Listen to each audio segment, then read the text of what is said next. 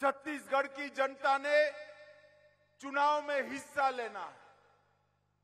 आप सभी जब अपना वोट डालने जाए तब किसी एमएलए को चुनने के लिए, किसी एमएलए को मंत्री बनाने के लिए अपना वोट मत डालिएगा। आपका वोट भावनाबेन और ईश्वर साहू को एमएलए बनाने के लिए नहीं है।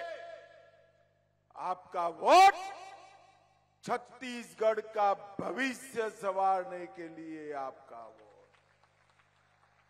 वोट भाई भुवनेश्वर साहू को न्याय दिलाने के लिए आपका वोट।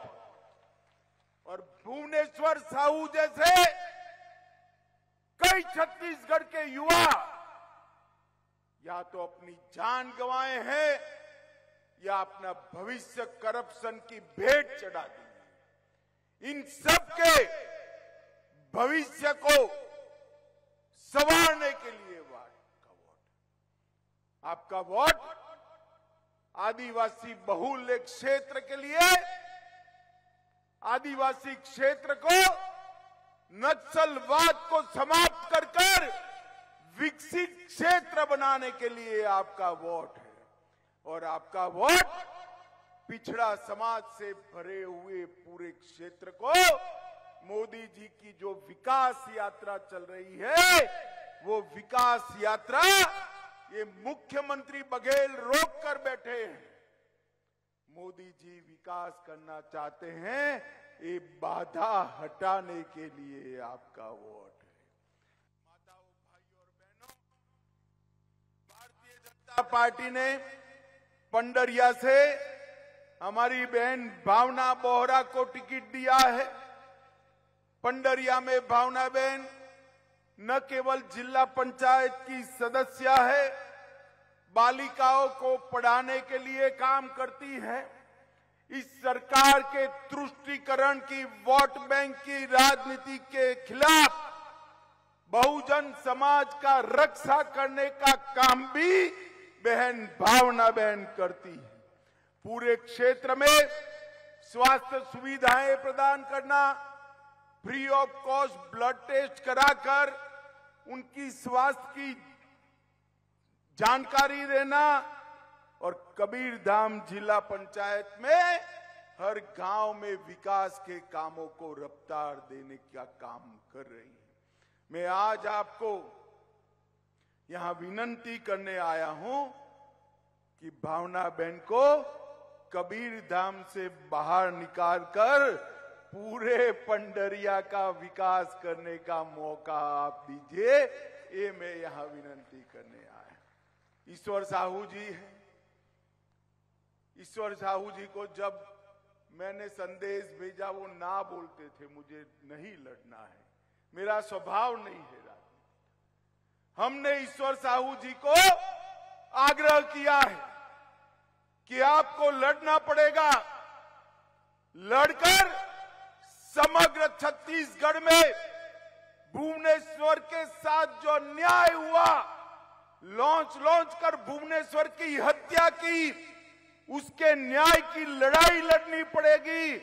और छत्तीसगढ़ में आगे कोई भुवनेश्वर को न्याय न हो, ऐसी सरकार बनाने के लिए काम करना है। इसीलिए ईश्वर साहू जी खड़े रहे, चुनाव हमारे आग्रह पर खड़े रहे। ईश्वर साहू जी को जिताने का मतलब है भुवनेश्वर जैसे कई बच्चों को ये राजनीति, जो तुष्टीकरण की राजनीति कर रहे हैं मुख्यमंत्री, वो तुष्टीकरण की राजनीति से सुरक्षा देने का काम भी इसी ईश्वर साहू जी को जिताकर होगा। माननीय अरुण साहू जी ने ढेर सारी बात करी है।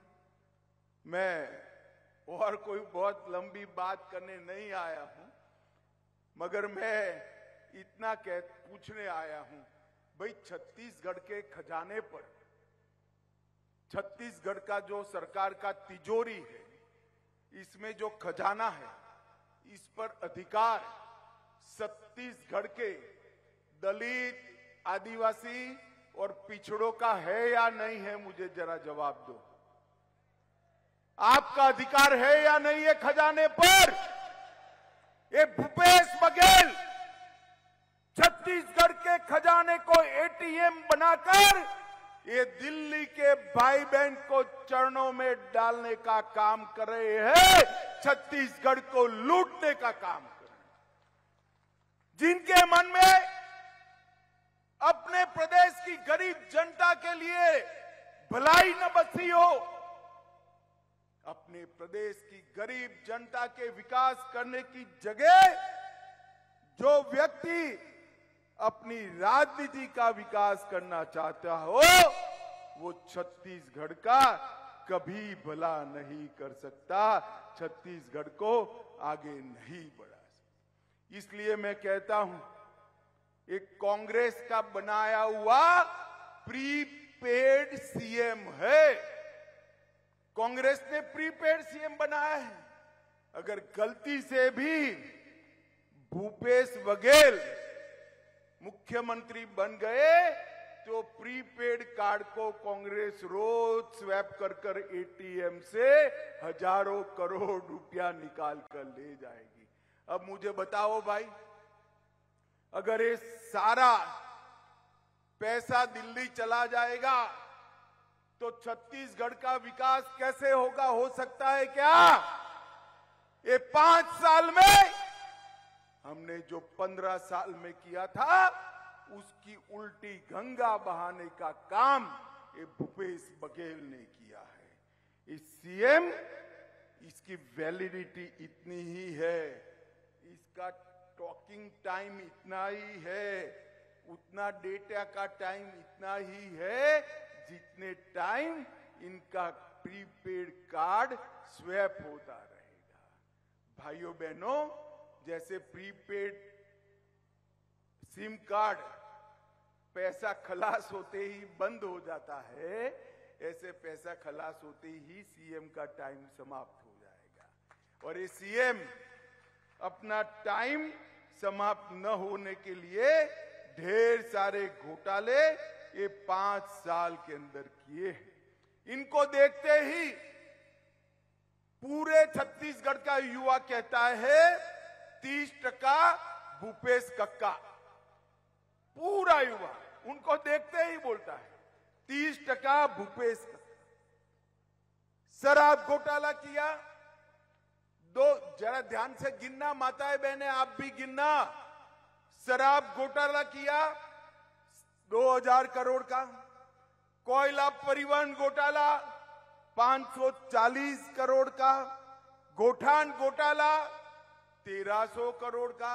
मैं इतने लंबे समय से राजनीति में हूं, 1980 से मैंने गाय के गोबर में पैसा खाने वाला आदमी मेरे जीवन में नहीं देखा है। रोड में खाने वाला देखा, कोयले में खाने वाला देखा, बिजली, गाय के गोबर, क्या दिमाग दिया है उनको भगवान ने। अरे राम राम राम, गाय के गोबर में भी पैसा खा गए भाई। उन्होंने गोठान घोटाला 1300 करोड़ का किया, पीडीएस घोटाला 600 करोड़ का किया, महादेव ऐप का घोटाला 5000 करोड़ का किया, पब्लिक सर्विस कमीशन पैसा लेकर योग्य युवाओं को नौकरी न देकर उनके चट्टे बट्टे को नौकरी दी। स्थिति ऐसी आई कि दलित युवाओं को निवस्त्र होकर इनके खिलाफ रायपुर में रैली निकाली। अरे शर्म करो भूपेश, शर्म करो। एक गरीबों का पैसा लेकर उनकी नौकरियां बेच रहे हो और पैसा कहां भेज रहे हो? उनके इतने सारे अफसर जेल में हैं, उनको चुनाव में आप वोट न दो इनका डर नहीं है। एक माताजी जेल में है, उनको डर है वो माताजी अपना मुंह न खोल दे वरना मेरा नाम बाहर आ जाएगा, इसका डर है। माताओं भाइयों बहनों, कोरोना का शेष में घोटाला किया। डिस्ट्रिक्ट मिनरल फंड के 700 करोड़ जो ट्राइबल क्षेत्र के लिए आए थे उसका घोटाला किया और कई सारे घोटाले अभी बाहर निकलना भी बाकी है। भूपेश बघेल, मैं आज कह कर जाता हूं, पंडरिया में आपकी उल्टी गिनती शुरू हो चुकी है। यहां भारतीय जनता पार्टी की सरकार बनने वाली है और सरकार बनते ही पाई पाई जो आपने छत्तीसगढ़ के दलित, आदिवासी और पिछड़ा समाज की खाई है, वो पाई पाई का हिसाब देना पड़ेगा। ये भारतीय जनता पार्टी का आपको वादा है। ये जिन जिन ने करप्शन किया है वो सभी को हम एक जांच आयोग बिठाकर प्रस्तावित केस रजिस्टर कर उनकी जांच कर कानूनी तरीके से जेल की सलाखों के पीछे डालने का काम भारतीय जनता पार्टी की सरकार, ये भूपेश बघेल की सरकार वादा खिलाफी की सरकार। इन्होंने कहा था 10 दिन के भीतर 1,80,000 संविदा कर्मियों को परमानेंट कर देंगे। मुझे बताओ भैया, हुआ है क्या? जोर से बोलो, हुआ है? महतारी सम्मान योजना, हर महीने 500 रुपया देना है। माताओं, मिलता है क्या? मिलता है।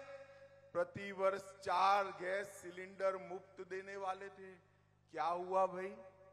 मिलता है बहनों? उन्होंने कहा था 50,000 शिक्षकों का भर्ती करेंगे, वो भी नहीं हुआ। राज्य में पूर्ण शराबबंदी करेंगे, वो भी नहीं हुआ।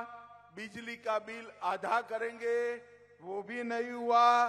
सिंचाई का रकबा 5 साल में 2 गुना करेंगे, वो भी नहीं हुआ। 1000 बेड के नए अस्पताल ट्राइबल क्षेत्र में बनाएंगे, वो भी नहीं हुआ। उन्होंने क्या किया? क्या किया? क्या किया? सिर्फ भ्रष्टाचार नहीं किया, आदिवासियों पर अत्याचार बढ़ गया, नक्सलवाद बढ़ गया, महिलाओं पर अत्याचार बढ़ गया। कानून और व्यवस्था की परिस्थिति को ये भूपेश बघेल ने समाप्त कर हजारों करोड़ के घपले, घोटाले और भ्रष्टाचार करने का काम किया है। मुझे बताओ भाइयों और बहनों, ये वादा खिलाफी वाली सरकार, ये भ्रष्टाचार करने वाली सरकार, ये गरीबों के दुश्मन कांग्रेस का पंजा, उसको जिता सकते हैं क्या? जरा जोर से बोलो, जिता सकते हैं क्या? अब जब मैं बोलता हूं कि आपने क्या किया, तो भूपेश जी हमारे पर सवाल डालते थे। मुझे कहते हैं कि गृह मंत्री मैंने क्या किया वो तो पूछते हैं, मगर उन्होंने क्या किया नहीं बताते। भाई भूपेश बघेल, हम तो 5 साल से सरकार में नहीं थे, फिर भी हमने क्या किया बताता हूं। जरा जोर से ताली बजाकर मोदी जी के लिए स्वागत करना। मैं एक एक बात बोलता हूं।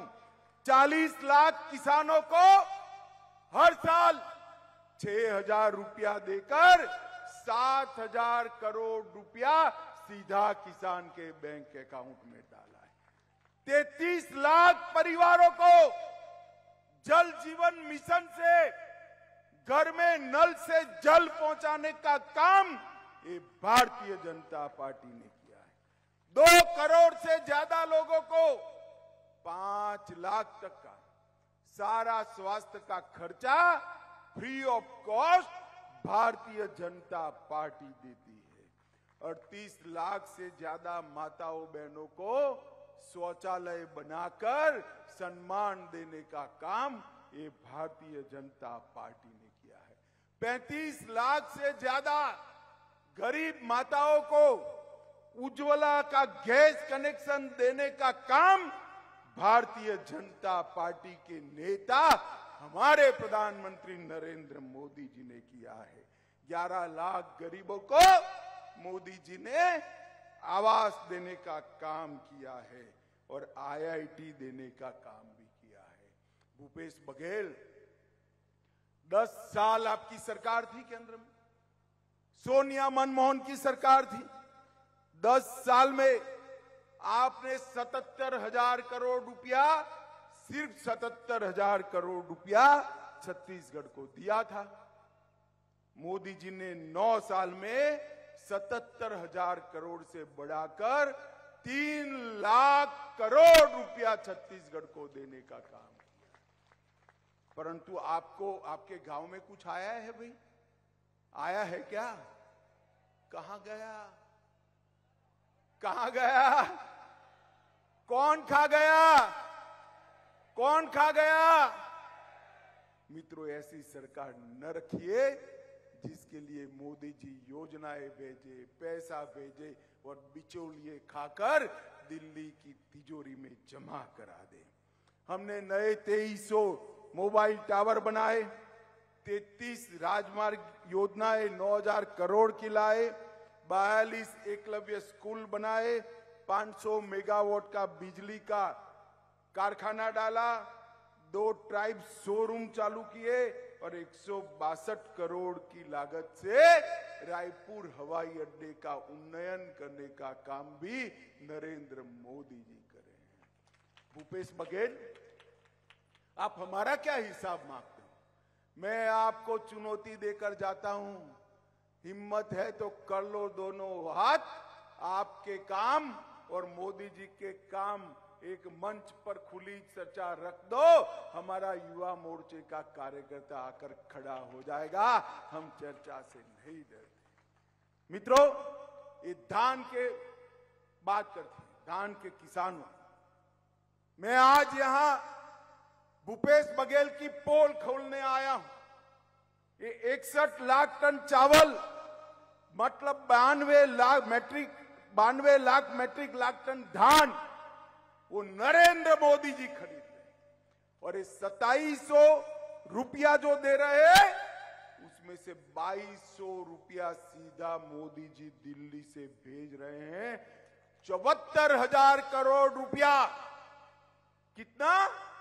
74,000 करोड़ रुपीस, 74,000 करोड़ रुपया मोदी जी ने दिया है। और इसमें 8-10 हजार करोड़ जोड़कर ध्यान मैं दे रहा हूं, ऐसा झूठ बोल रहा है। मुझे माताओं, भाइयों, बहनों बताओ, 74,000 करोड़ और 8 करोड़ कौन ज्यादा है? जोर से बोलो, कौन ज्यादा है? अरे भूपेश, आपके 7 गुना ज्यादा पैसा मोदी जी ने धान के किसानों के चेक में डाला है। क्या झूठ बोल रहे हो? क्या झूठ बोल रहे हो? ये झूठे लोगों की सरकार है। इन्होंने वन अधिकार पट्टा भी नहीं दिया। हमने हमारे 5 साल में 4 लाख से ज्यादा वन अधिकार पट्टा दिया था, उन्होंने 54,000 दिया है।